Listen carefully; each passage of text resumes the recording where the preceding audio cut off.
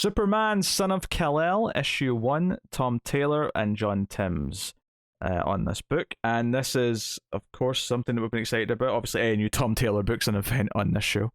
Yeah, but a new Superman book to boot is always something that we're interested in. Yeah, so obviously John's narration's what's here, and it's sort of, you don't really realize where you are in the timeline when you start off the book. You know, there's an invasion coming for Earth. Attempted invasion. I knew you were going to crack that joke, right? Oh, you would have done if you'd done the other way around. Yeah. So, and you know, it's like John Stewart and John Jones are like, no, it's Superman. Like, we can handle this. It's just an attempted invasion. You're fine. Just go and do what you need to do. And he goes to the fortress, and Batman's like there guarding it, and it's like, okay, so thanks for being here.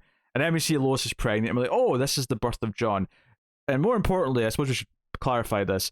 This is the new post-death metal continuity birth of John, because obviously the birth of John before, when there were often convergence and then get brought into the universe, that is now not canon. I think this is because we saw a version of this that, correct me if I'm wrong, wasn't too dissimilar to these events in Superman Reborn, when the timelines of the Superman stuff were kind of merged, or universes were merged, whatever that did. Oh, so you think that's when it fixed to this? Yeah, because I think I remember Wonder Woman being, present at the birth in that version. Yeah, maybe I don't remember this at all. If they did anything like this, I could be wrong. Yeah, I was reading this just going, oh, I guess this is now the new history of this, because things changed. But I mean, this might be a little bit different, to be fair. Whether it changed at Superman Reborn or changed after Death Metal and what we're doing now, whatever. I mean, this is now the backstory. And it's a sweet scene, it's them talking about what John might be, what the son might be. Lois tells Diana off a little bit. Can we not, start talking about his potential to be the greatest hero of all time? Maybe let him, get his umbilical cord breathe cut first, and see what he turns into. He can be whatever he wants. And then we cut forward. We cut forward to present day. And what's interesting is this doesn't it feel to be after Superman's left Earth. This seems to still be set in the present here and now. Before that, just based on this is. I mean, I could be wrong. There's no indication to say for sure that Superman is still around, but John, he doesn't seem to be taking on the mantle of Superman. No. At least I don't think he's called that by name. Not yet. We start off, there's a fire in California. It's obviously a little bit topical. It's using recent world events to kind of tie in here. Taylor loves doing this. Of course he does. And I think the fact that his home country also was on fire for a good period early last year probably helped inspire the choice to use this. No, it's a comic book though, so there is a culprit at the center of it. But in a very Superman-esque thing, and obviously all this looks great. Superman, sorry, I said Superman. John uses his. We can call him Superman now. Uses his freeze breath to help the firefighters fight the fire. But what's very Superman about this story, this part of the story, is that when he goes to find the source, and the military's firing upon this being, this person who is exploding in fire, he was a metahuman who's clearly not controlling what he's doing. John goes in, talks him down, makes him feel safe, makes him feel okay, and even hugs him and makes him feel comfortable and makes it clear to the military that he's not to be harmed. He doesn't know what he's doing. This is not intentional. Yeah. Even before he gets there, like the military, they're firing guns, but the bullets are melting, so no harm. As soon as they bring in the S-port and fire the missile, he just grabs it and literally just goes, "Nope, not having this." Yep, that's what it says. Is nope. Directed by Jordan Peele. Nope. That's that panel. It's a secret Superman movie. I want to say though, probably one of my favorite panels of the whole book is the panel at the top of that page, the top half, which is the jet flying towards the bubble of fire. It looks really good. Yeah, because the forest is on fire around them. Or let's say forest. There's just trees. It's more deserty, but it's just the orb of heat that's around them that he's created just looks really good.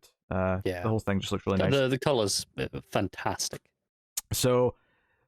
Yeah, so we have this scene and it's really sweet, but then the military dudes, in fact, I need to point out another panel here, when he's hugging him and the bubbles went away and he sort of calmed down and it's just the black remains of the trees around him, just a little bit of fire on the ground. I really like that panel too, just really nice contrast. But the military hits him in the head and knocks him out, and he's like, "Look, he's too dangerous. We can't take him in knowing that he can combust." And even though he's just said to them, look, as long as you make him feel welcome and comfortable, it's the fire powers are related to his stress. Just make him feel happy, and you'll be fine. Yeah, don't get me wrong. They make the wrong choice here in knocking him out. I can understand their logic in the sense that it's not just his anxiety. If he just feels too nervous, maybe he combusts again. Right? They don't know. Right, and it's a bit of a standoff moment where the guy says, look, hand him over or you'll be sort of like going against the US government. Do you really want to do that? And we don't really, it's that sort of classic cliffhanger where it turns to, it's the dialogue of the next scene that clarifies that he did turn them over, but obviously doesn't feel very good about that because he goes to see Damien. So it's nice to see Taylor playing with this friendship and this still being a main factor in his life.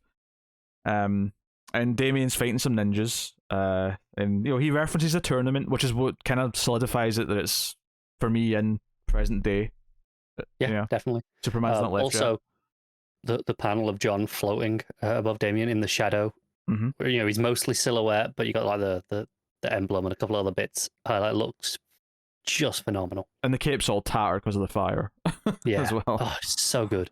Nice little touch. I love that John doesn't help with the fight because he knows Damien wants to do this fight himself, so he just sort of stands and casually has a conversation with him while Damien's kicking and punching ninjas. There's the odd bit where he grabs someone and throws them away. Yeah, I mean, there's like one moment, presumably because one of them just assumes that he's in the fight and goes to attack him instead. Yeah, he does it like a few times. Yeah, I did get a good laugh at that. The ninja being hardly seems like a fair fight.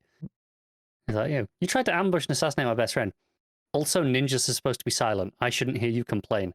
That got an actual laugh out of me.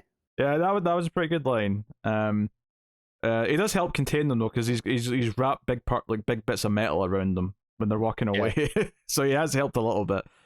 But it becomes this discussion over what John can offer this world, and basically the idea that he's dealing with the symptoms of the world, but he's not actually dealing with the cause, which kind of goes back into that opening scene. Not the flashback, but the opening scene with him, which is he's helping the firefighters put out the fire, but that's not the core problem. The core problem is what's causing the fires.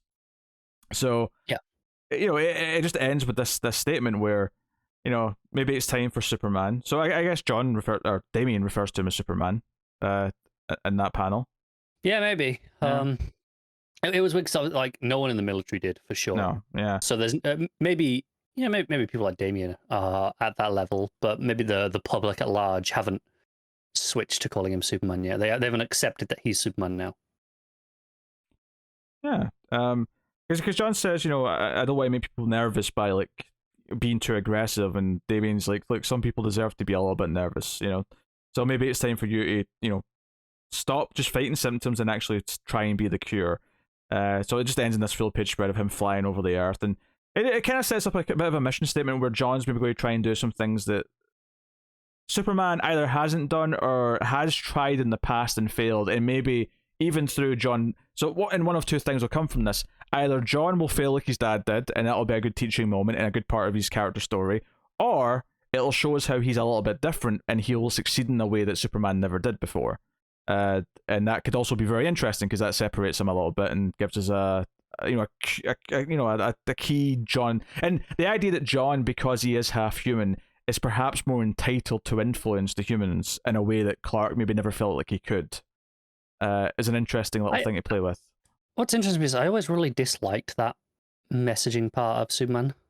Sure. And don't get me wrong, I think he should take a restrained view just based off of his sheer power, because that's, it leads to things like, Red Sun.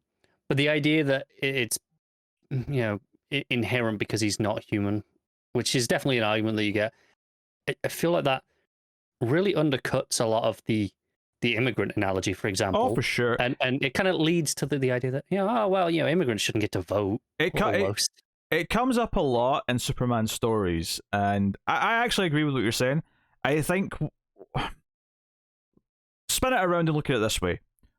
Superman, while he shouldn't, feels that he, and the same thing that John just kind of said there, but John's going to try and sort of overcome it, is this idea he doesn't want to make people feel nervous. He doesn't want people to be scared of him or feel like he's operating against them, because he wants to not just be liked, but he wants everyone to feel comfortable around him. Right? That's a big part of Superman, is making people feel at ease, making people feel like you can trust them, so on and so on. I would say that John, because he is half human and he has maybe more specifically some of that Lane stubbornness, and Damien specifically brings up you're half Lois Lane, and she exposes things, she goes after the truth, she does these things.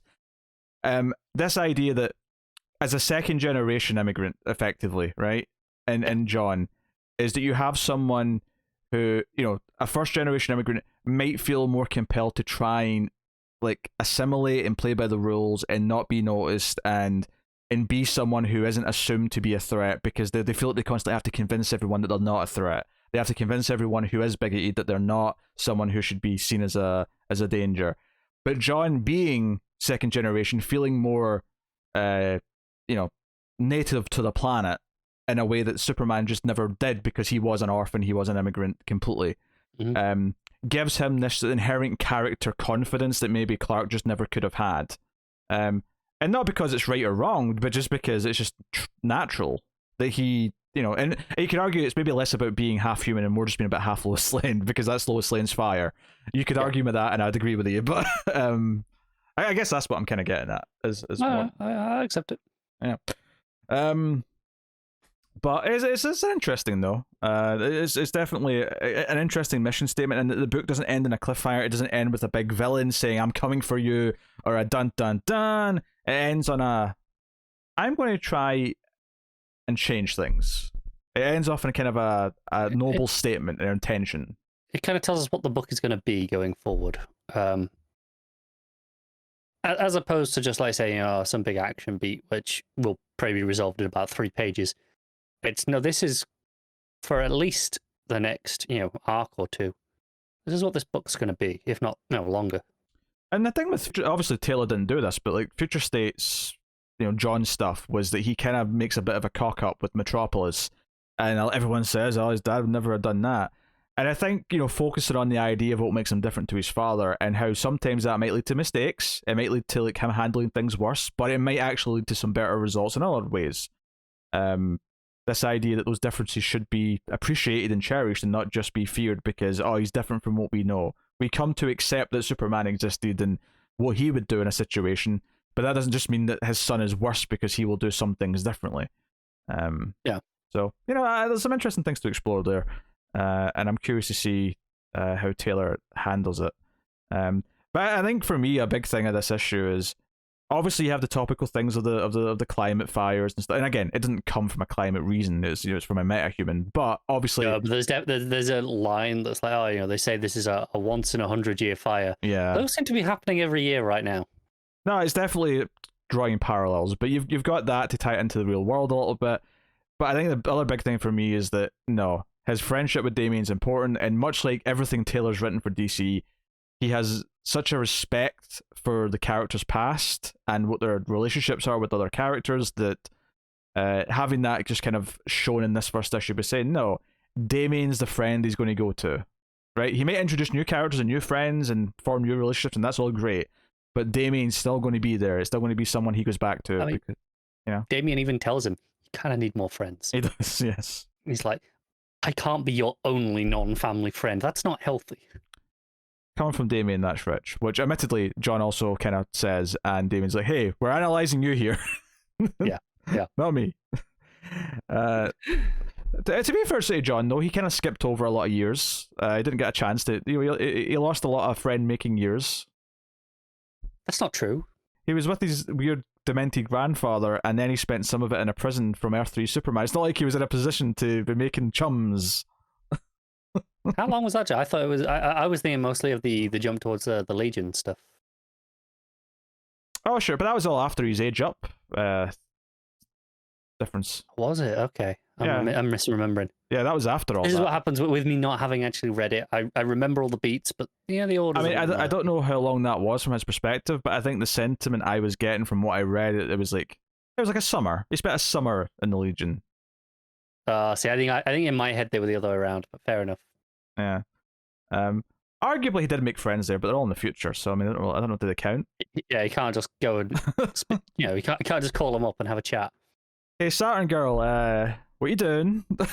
What's up? What's happening? Yeah, a bit weird. That's a good issue. I enjoyed what it's exploring. I enjoyed what it was saying about the character, the hearts there with him and Damien. It's got a bit of a mission statement, and it's kind of like a real new ground to cover because, okay, how do you deal with Superman's sons actually taking the mantle? And we're not quite at the taking of the mantle yet, but it's obviously going to be getting to that. And I'm curious to see Taylor sort of do this and like break this new ground. Nightwing by comparison, as much as we needed a good Nightwing writer, and he's very good at it.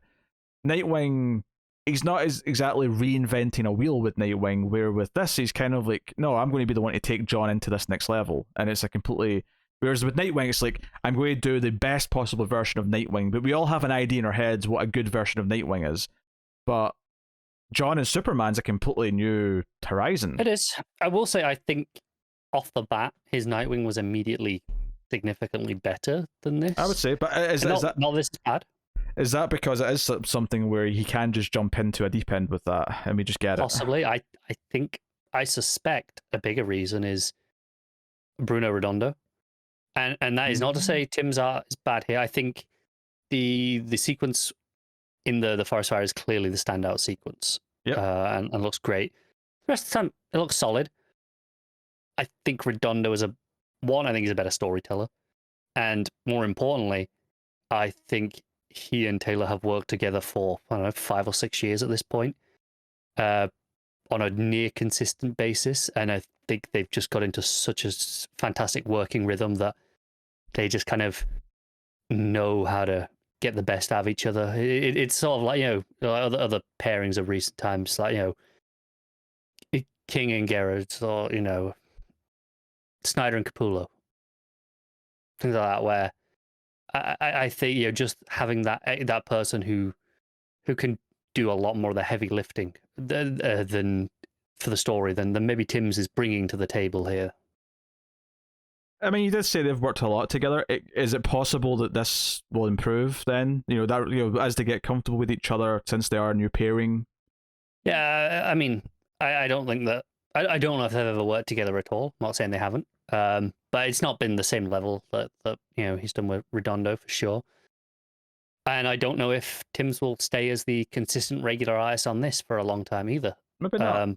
But I would hope that if that is the case, I would hope it gets better. And again, if this is as good as this book ever gets, I'm not going to be disappointed. I'll still read it every month. It's good. It's very good. I mean, I think it just naturally will get better just because the story on its own, like even if the art is just this level and the art never gets better, the story inherently, just because of how a story builds and pays off, it should. This should be we, as we get invested in it. It should feel better to us, even if it's not technically any better written than this. Just by the sheer level of us caring more by then. Yeah, but I'm not worried about that. But I'm not either. For Fragment, no. No, to compare it to like the weakest Tom Taylor issue 1, which was Batman the Detective, I think we'd mostly agree on. I would say this is a better issue than that. This is more interesting. I feel like it's hitting the heart of the character better. I'm a lot more. I agree. Yeah, and honestly, comparing most things to Nightwing right now is very unfair. Yeah, Nightwing's like one of the best books on the shelves. Yeah, it's top 3 DC right now. Is Nightwing it's probably safely in the top 10 of all comics being published in the direct market right now. It's up there. Let's be honest. So, obviously Taylor can do that. I think he does it best with Redondo or with other co-workers. But maybe this can get there yet. Maybe it can. This is still a really great first issue that I'm, really, really enjoyed. Yeah. Superman, son of Kal-El. Bit of a mouthful of a title, though. Issue 1. I mean, I think we're mostly just going to refer to it as Superman. It's just It's still just going to be action and Superman, isn't it? Yeah, the subtitle's really just there to differentiate it when you need to from classic Superman. But that's what it is. What are you rating it? I think I'm going to give it an 8, just about. Yeah, I would concur. It's a very, very strong 8. I'm not going to go higher than that, but I think it's a very strong 8, and I'd see a lot of potential for the future. Which is I do too. Which is what you want from an issue 1.